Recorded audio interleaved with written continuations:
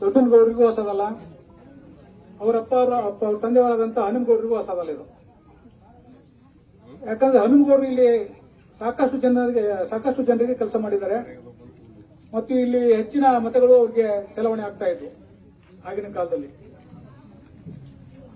ಮತ್ತು ತಮಗೆಲ್ಲ ಅಂತ ಗೊತ್ತಿರುವಂತ ವಿಷಯ, ಈ ಗ್ರಾಮದಲ್ಲಿ ಇರ್ತಕ್ಕಂಥ ಜನರು ಹೆಚ್ಚು ಉಪ್ಪಾರು,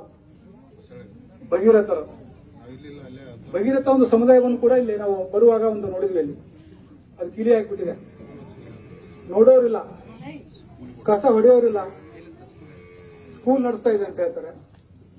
ಅದು ಸಮಾಜಕ್ಕೂ ಉಪಯೋಗ ಆಗಬೇಕು. ಮಾಡಿದ್ದಾರೆ, ಯಾರು ಪುಣ್ಯಾತ್ಮ ಮಾಡಿರ್ಬೇಕು ನೆನೆಸ್ಬೇಕಾಗತ್ತೆ ನಾವು. ಅದನ್ನು ಕೂಡ ಸಮಾಜಕ್ಕೆ ಉಪಯೋಗ, ಸಮುದಾಯ ಭವನ ಸಮಾಜಕ್ಕೆ ಉಪಯೋಗ ಆಗಬೇಕು. ಆ ಸ್ಕೂಲನ್ನು ಕೊಟ್ಟಿದ್ದೀರಿ, ಅದು ಉಪಯೋಗ ಆಗಲಿ. ಈ ಗ್ರಾಮ ನೋಡ್ತಾ ಇದ್ದೀವಿ ನಾವೀಗ. ನಾನು ಬಂದು ಈಗ ಕಾರಲ್ಲಿ ಬರುವಾಗ ಅಲ್ಲಿ ಗಾಡಿ ಹೋಗ್ತಾ ಇಲ್ಲ, ಮುಂದಲ್ಲಿ PC ರೋಡ್ ಅರ್ಧ ಆಗಿದೆ. ನಾವೆಲ್ಲ ಕೆಲವೊಂದು ಟೈಮ್ ಬಂದಾಗ ಅದು ಹಂಗೆ ರೌಂಡ್ ಆಗಿ ಬರ್ತಾ ಇದ್ದೀವಿ ನಾವು. ಈ ಗಿಡಕ್ಕೆ ಬಂದು ಕೂತು ಎಷ್ಟೋ ಸಾರಿ ಮೀಟಿಂಗ್ ಮಾಡಿದೀವಿ. ಈ ಕಳೆದ 5 ವರ್ಷದಲ್ಲಿ ಇವತ್ತಿನ ದಿವಸ ಶಾಸಕರು ಯಾರಿದ್ರು ನಿಮ್ಗೆ ಗೊತ್ತಿದೆ. ಕಾಂಗ್ರೆಸ್ ಪಕ್ಷದವರು ಶಾಸಕರು ಇದ್ದಾರೆ. ಈಗ ಇವತ್ತಾಗಲೇ ಅಧಿಸೂಚನೆ ಆಗಿದೆ, ಅವ್ರದ್ದು ಕೂಡ ಸದಸ್ಯತ್ವ ಹೋಯ್ತು. ಈಗ 5 ವರ್ಷ ಏನ್ ಮಾಡಿದ್ದಾರೆ? ನೀವೆಲ್ಲ ಕಾಂಗ್ರೆಸ್ ಪಕ್ಷ ಅಂತ ತಿಳ್ಕೊಂಡು ಬೆಂಬಲನ್ನು ಕೂಡ ಕೊಟ್ಟಿದ್ದೀರಿ. ಕಳೆದ ಬಾರಿ ಬಹುಶಃ ಕಾಂಗ್ರೆಸ್ ಪಕ್ಷಕ್ಕೆ ಹೆಚ್ಚು ಓಟ್ ಹಾಕಿರಬೇಕು ಅಂತ ನಾನು ಭಾವಿಸಿದ್ದೀನಿ. ಬಿಜೆಪಿನಾಗಿದೆ, ಬಟ್ ಕಮ್ಮಿ ಲೀಡ್ ಆಗಿದೆ. ನಿಮ್ಮೂರು ಎಷ್ಟು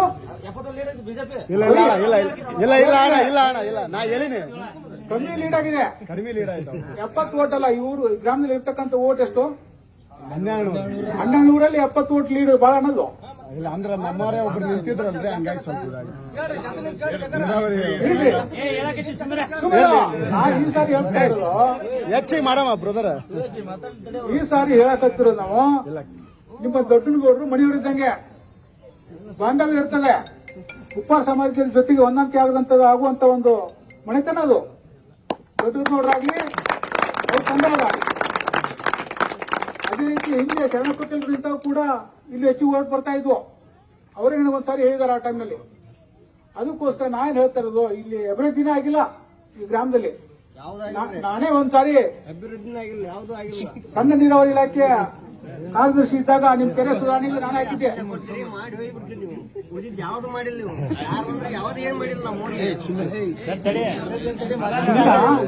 ಅಭಿವೃದ್ಧಿ ಮಾಡ್ಲಿಕ್ಕೆ ಈ ಸಾರಿ ನಾವು ಕಟಿಬದ್ಧವಾಗಿ ಹೇಳ್ತೀವಿ.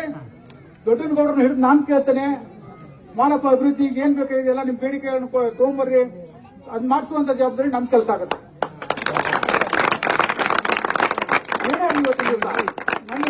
ದೊಡ್ಡನಗೌಡರು ಕೆಲವೊಂದು ಸಪೋರ್ಟ್ ಆಗಿ ಇವತ್ತು ದಿವಸ ಕೊಟ್ಟಿದ್ದಾರೆ.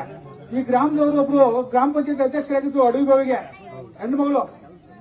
ಆ ಸಂದರ್ಭದಲ್ಲಿ ದೊಡ್ಡನಗೌಡರು ಸಪೋರ್ಟ್ ಮಾಡಿದ್ದಾರೆ. ಈ ಊರಿಗೆ ಬಿಜೆಪಿ ವತಿಯಿಂದ ಅಧ್ಯಕ್ಷ ಸ್ಥಾನ ಕೊಟ್ಟಿರೋದು, ಅದು ಉಪ್ಪಾರ ಜನಾಂಗಕ್ಕೆ ಕೂಡ ಸಪೋರ್ಟ್ ಮಾಡಿರೋದು ನಮ್ಮ ದೊಡ್ಡನಗೌಡರು. ಆ ಹೆಣ್ಣು ಸರಿ ಬಂದಿದ್ರು, ಹೆಚ್ಚುವರಿ ಮನೆ ತಗೊಳ್ಳಕ್ಕೆ ಬೆಂಗಳೂರಿಗೆ ಬಂದಿದ್ರು ಒಂದು ಸರಿ. ಅವ್ರ ಮನೆಗೆ ಕೂಡ ನಾನು ಹೋಗಿದ್ದೀನಿ. ಅದಕ್ಕೆ ನಾನು ಹೇಳ್ತಾ ಇರೋದು, ಭಾರತೀಯ ಜನತಾ ಪಕ್ಷಕ್ಕೆ ನೀವು ಓಟ್ ಹಾಕಿದ್ರೆ, ನಮ್ಮ ದೊಡ್ಡನಗೌಡರನ್ನು ಶಾಸಕರು ಮಾಡಿದ್ರೆ ನಿಮ್ಮ ಮನೆ ಮಗ ಇದ್ದಂಗೆ. ಇವತ್ತಿನ ದಿವಸ ಏನ್ ಬೇಕಾದ್ರೂ ಕೇಳ್ಬೋದು. ಅಕಸ್ಮಾತ್ ಅವ್ರು ನಿಮ್ದು ಏನಾದ್ರು ಫೋನ್ ಎತ್ತಲಿಲ್ಲ, ಏನೂ ಕೇಳಿಲ್ಲ ಅಂತಂದ್ರೆ ನಾವೆಲ್ಲ ಇದ್ದೀವಿ. ಕಟ್ಟೆ ಮೇಲೆ ಏನ್ ಕೂತಿದೀವಿ, ಎಲ್ಲರೂ ಇದ್ದೀವಿ. ಯಾರು ಬೇಕಾದ್ರೂ ನೀವು ಸಂಪರ್ಕ ಮಾಡಬಹುದು. ನಾನು ಮಾತ್ರ ಫೋನ್ ಯಾರೇ ಮಾಡಿದ್ರು ಕೂಡ ಎತ್ತೀನಿ ಅಂತ ಸಂದರ್ಭದಲ್ಲಿ ನಿಮ್ಮೆಲ್ಲ ಕೆಲಸಗಳನ್ನು ಕೂಡ ನಾನು ಮಾಡಿಕೊಡ್ತೀನಿ ಅಂತ ಕೂಡ ಸಂದರ್ಭದಲ್ಲಿ ಹೇಳ್ತೇನೆ. ಮತ್ತೆ ಇವತ್ತಿನ ದಿವಸ ನಮ್ಮ ನರೇಂದ್ರ ಮೋದಿ ಅವರ ಬಗ್ಗೆ ನಿಮ್ಮೆಲ್ಲರೂ ಗೊತ್ತಿದೆ, ನನಗಿಂತ ಹೆಚ್ಚು ಯುವಕರಿಗೆಲ್ಲ ಗೊತ್ತಿದೆ. ಮೋದಿ ಅವರು ಅಂತ ಮೋದಿ ಅಂತಿದ್ರೆ ಯಾವಾಗಲೂ ಗೊತ್ತು ನಿಮ್ಗೆ. ಯಾಕಂದ್ರೆ ಅವ್ರು ಯುವಕರಿಗೆ ಮಾಡುವಂತ ಕೆಲಸ ಎಷ್ಟು ಕೆಲಸ ಮಾಡ್ತಾ ಇದ್ದಾರೆ ನಿಮ್ಗೆಲ್ಲರಿಗೂ ಗೊತ್ತಿದೆ. ಯಾವುದೋ ಒಂದು ಯೋಜನೆಯನ್ನು ಕೂಡ ಕೇಂದ್ರ ಸರ್ಕಾರ ಜಾರಿಗೆ ಆದ್ರೆ ಯುವಕರನ್ನ ತಲೆ ಕಟ್ಕೊಂಡು ಮಾಡ್ತಾರೆ ಅವರು. ಯಾಕಂದ್ರೆ ನಮ್ಮ ಮುಂದಿನ ದೇಶದ ಹಿರಿಯರು ಮತ್ತು ನಾಗರಿಕರು ಮತ್ತು ನಾಯಕರು ಯುವಕರೇ ಅಂತಿಕೊಂಡು ಭಾವನೆ ಇಟ್ಕೊಂಡು ಇವತ್ತಿನ ದಿವಸ ಯುವಕರ ಬಗ್ಗೆ ಹೆಚ್ಚಿನ ಕಾಳಜಿ ವಹಿಸಿದ್ದಾರೆ. ಅದಕ್ಕೆ ನಾನು ಹೇಳ್ತಾ ಇರೋದು ಯುವಕ ಮಿತ್ರರಿಗೆ, ನಿಮ್ಮ ಯುವಕರು ನಿಮ್ಮ ಮಾತನ್ನ ಎಲ್ಲರೂ ಕೇಳ್ತಾರೆ. ನೀವು ಮನೆಗೆ ಹೋಗಿ ಹೇಳಿದ್ರೆ ಸಾಕು, ನಿಮ್ಮಲ್ಲಿ ಇರ್ತಕ್ಕಂಥ 5-6 ಓಟ್ಗಳನ್ನು ಕೂಡ ಕಮಲ ಪಕ್ಷಕ್ಕೆ ಹಾಕಿ ಅಂತಿಕೊಂಡು ಹೇಳಿದ್ರೆ ಎಲ್ಲರೂ ಹಾಕ್ತಾರೆ. ಆ ಕೆಲಸ ನೀವೆಲ್ಲ ಯುವಕರು ಮಾಡಬೇಕು. ಇವತ್ತಿನ ದಿವಸ ಜಾತಿ ಭೇದ ಏನೂ ಇಲ್ಲ, ಬರೀ ಉಪ್ಪಾರ ಅಂತ ಹೇಳ್ತಾ ಇಲ್ಲ ನಾನು. ಎಲ್ಲ ಜನಾಂಗದವರು ಕೂಡ ಯುವಕರು ಹೋಗಿ ಕಾಂಗ್ರೆಸ್ ಮತವನ್ನು ಬದಲಾವಣೆ ಮಾಡಿ ಬಿಜೆಪಿಗೆ ಹಾಕಲಿಕ್ಕೆ ನೀವೆಲ್ಲರೂ ಪ್ರಯತ್ನ ಮಾಡಬೇಕಂತ ಈ ಸಂದರ್ಭ ಹೇಳ್ತೀನಿ ನಾನು. ಒಂದು ವ್ಯತ್ಯಾಸ ನೀವು ಕಂಡ್ಕೋಬೇಕು. ಇವತ್ತಿನ ದಿನ ವ್ಯತ್ಯಾಸ ನೀವು ಹೆಂಗ್ ಕಂಡ್ಕೊಳ್ತೀರ ಅಂದ್ರೆ, ನೀವು SSLC ಆದ ತಕ್ಷಣ ನಾವು ಯಾವ ಕಾಲೇಜ್ಗೆ ಹೋಗ್ಬೇಕಪ್ಪ, ಸೈನ್ಸ್ ಹೋಗ್ಬೇಕು, ಆರ್ಟ್ಸ್ ಓದ್ಬೇಕು, BBA ಓದ್ಬೇಕು ಅಂತ ಒಂದು ಚಿಂತನೆ ನಿಮ್ಮ ಮೇಲೆ ಬರುತ್ತೆ. ಆ ರೀತಿ ನೀವು ಈ 5 ವರ್ಷ ಏನು ನಿಮ್ಗೆ ಅಳಿದ್ದಾರೆ, ಕಾಂಗ್ರೆಸ್ ಪಕ್ಷದ MLA ಇದ್ದಾರೆ, ಅವರಕ್ಕೂ ಮತ್ತು ಇವರಿಗೂ ಮುಂದೆ ಬರುವಂತ MLA ಅವ್ರಿಗೂ ಏನು ವ್ಯತ್ಯಾಸ ಆಗ್ಬಹುದು ಅಂತ ತಿಳ್ಕೊಂಡು ಮತ ಹಾಕ್ಬೇಕಾಗತ್ತೆ.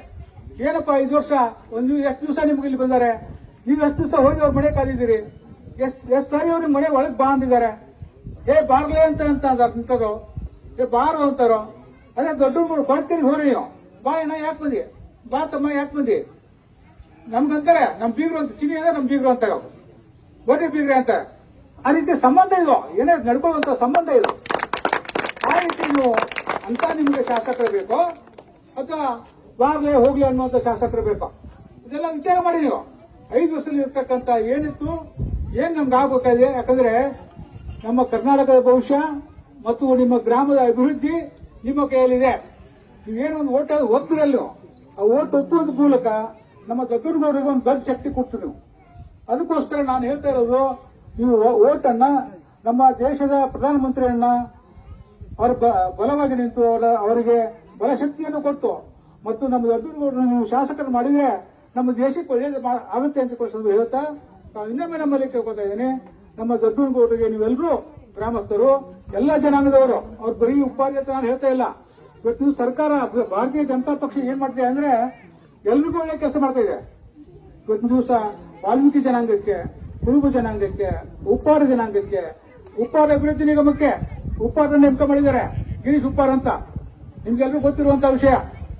ಮತ್ತು ಅದೇ ರೀತಿ ಪರಿಶಿಷ್ಟ ಜಾತಿ, ಪರಿಶಿಷ್ಟ ಪಂಗಡಕ್ಕೆ ಮೀಸಲಾತಿನ ಹೆಚ್ಚುವರಿ ಮಾಡಿದ್ದಾರೆ. ಮೀಸಲಾತಿ ಹೆಚ್ಚುವರಿ ಮಾಡಿದ್ರೆ ಏನಾಗುತ್ತಪ್ಪ ಅಂತ ನೀವು ಅನ್ಬೋದು. ಇವತ್ತಿನ ದಿವಸ ಪರಿಶಿಷ್ಟ ಪಂಗಡಕ್ಕೆ ನೋಡಿ 3% ಇದ್ದು 7% ಮಾಡಿದ್ದಾರೆ. ಉದಾಹರಣೆಗಾಗಿ ಇವತ್ತಿನ ದಿವಸ 100 ಪೋಸ್ಟ್ ನಮಗೆ ಕರೀತಾರೆ, 200 ಪೋಸ್ಟ್ ಕರೀತಾರೆ KS ಅಲ್ಲಿ. 200 ಪೋಸ್ಟ್ ಕರೆದ್ರೆ ಅದರಲ್ಲಿ 14 ಪೋಸ್ಟ್ ಪರಿಶಿಷ್ಟ ಪಂಗಡಕ್ಕೆ ಹೋಗ್ತಾವೆ. ಅವ್ರು ಏಷಿಯನ್ ಆಗಿರ್ಬೋದು, ತಹಸೀಲ್ದಾರೇ ಆಗಿರ್ಬೋದು, ಅಥವಾ ಕಮರ್ಷಿಯಲ್ ಟ್ಯಾಕ್ಸ್ ಆಫೀಸರ್ ಆಗಿರ್ಬೋದು, ಇಂಥ ಒಂದು ಬದಲಾವಣೆ ತರುವಂತ ಕಾರ್ಯಕ್ರಮ ಮಾಡಿದ್ದಾರೆ. ಅದಕ್ಕೋಸ್ಕರ ಪರಿಶಿಷ್ಟ ಜಾತಿ, ಪರಿಶಿಷ್ಟ ಪಂಗಡ ಮತ್ತು ಇನ್ನಿತರ ಹಿಂದೂ ವರ್ಗಗಳು ಕೂಡ ಇವತ್ತು ದಿವಸ ಬಿಜೆಪಿ ಸರ್ಕಾರವನ್ನು ಬೆಂಬಲಿಸಬೇಕಾಗುತ್ತದೆ, ಪಕ್ಷ ಅಭ್ಯರ್ಥಿಯನ್ನು ಬೆಂಬಲಿಸಬೇಕಾಗ್ತದೆ. ಯಾಕಂದ್ರೆ ಸಮಬಾಳು ಅನ್ನುವ ರೀತಿಯಲ್ಲಿ ಇವತ್ತು ದಿವಸ ನರೇಂದ್ರ ಮೋದಿ ಅವರು ಮಾಡ್ತಾ ಇದ್ದಾರೆ. ಇದು ಜೊತೆಗೆ ನರೇಂದ್ರ ಮೋದಿ ಅವರು ಹಿಂದೂ ಜನಾಂಗಕ್ಕೂ ಕೂಡ ಆದ್ಯತೆ ಕೊಡ್ತಾ ಇದ್ದಾರೆ. ಇವತ್ತಿನ ದಿವಸ MLA ಟಿಕೆಟ್ ಕೊಡುವುದರಲ್ಲಾಗಲಿ ಅಥವಾ ಮೀಸಲಾತಿ ಕೊಡುವುದರಲ್ಲಿ ಹಿಂದೂ ಜನಾಂಗಕ್ಕೂ ಕೂಡ ಅವರು ಆದ್ಯತೆ ಕೊಡ್ತಾ ಇದ್ದಾರೆ. ಅದಕ್ಕೋಸ್ಕರ ನಮ್ಮ ದೇಶವನ್ನ, ಕರ್ನಾಟಕವನ್ನು ಬಲಿಷ್ಠ ಮಾಡಲಿಕ್ಕೆ ತಾವೆಲ್ಲರೂ ಕೂಡ ಭಾರತೀಯ ಜನತಾ ಪಕ್ಷಕ್ಕೆ ಓಟ್ ಹಾಕಬೇಕು ಅಂತ ಸಂದರ್ಭ ಕೇಳ್ತಾ ನನ್ನ ಮಾತ್ರ ನಾನು ಮುಗಿಸ್ತಾ ಇದ್ದೀನಿ.